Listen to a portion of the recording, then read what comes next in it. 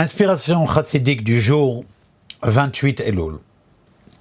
Le rabbi Shmuel, le rabbi Maharash, un jour, lors d'un voyage, était dans la communauté de Kishinev.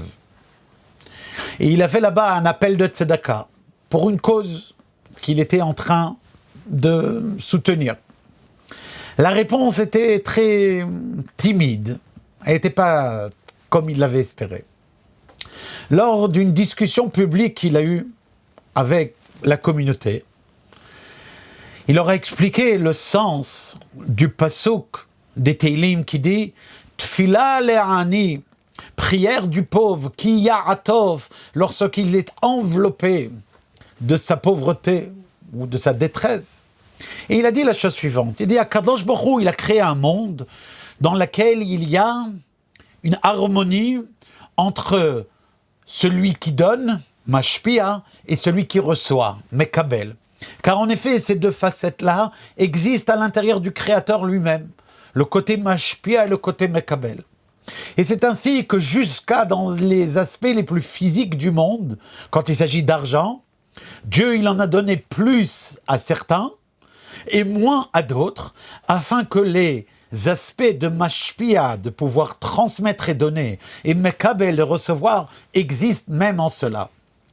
Sauf que voilà où le pauvre, il proteste. Il dit d'accord, qu'il faut qu'il y ait celui qui est plus et qui donne, et celui qui a moins et qui reçoit. Soit. Mais pourquoi moi ? Pourquoi moi je devais me retrouver dans cette situation où moi je dois être celui qui doit recevoir ? Surtout que s'il en est à crier sa détresse, c'est que celui qui doit donner, peut-être n'a pas tout donné. Il faut savoir que lorsque on donne tzedaka, on fait véritablement la justice d'Akadosh Baruch Hu dans ce monde. Et la bracha de Hachem, c'est elle qui donne la richesse. Parce qu'Akadosh Baruch Hu, il a donné la richesse afin que celle-ci soit distribuée là où il y a des manques.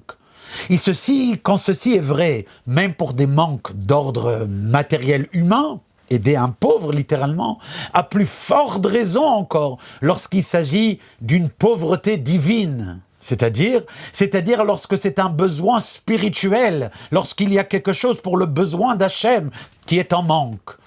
Une école juive, un séminaire, une yeshiva, une kehila, un mikveh, un cheder, quelque chose. Là, à qui est-ce qu'on fait tzedaka ? Est-ce qu'on fait tzedaka avec tel rave, avec tel enseignant ? Non, il y a d'autres métiers dans le monde.